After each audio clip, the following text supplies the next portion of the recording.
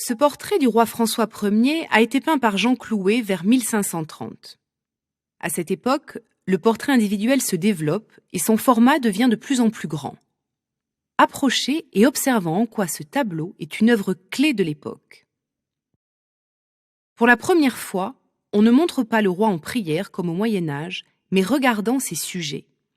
Son visage n'est plus de profil, mais de 3/4 face. Il est en costume de cour, mais sans couronne. Vêtu à la mode italienne, François Ier apparaît en homme de cour raffiné. Observez combien son corps occupe tout l'espace et dépasse même du cadre. C'est un moyen d'exprimer sa puissance. Dans un esprit caractéristique de la Renaissance, l'artiste peint un portrait du roi très ressemblant, mais doté d'une beauté idéale. Cette manière d'idéaliser le réel est typique de cette époque.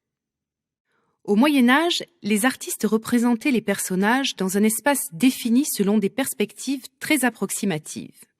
À la Renaissance, on découvre les principes de la perspective linéaire qui permettent de donner l'illusion parfaite de la profondeur. Même s'il est difficile de parler de perspective, ce tableau de François Ier se distingue car il donne justement l'illusion de la profondeur. Le roi apparaît dans un espace clairement défini entre le parapet sur lequel s'appuie sa main droite et l'arrière-plan où l'on distingue l'ombre portée de son corps sur la tenture rouge, la couleur du pouvoir.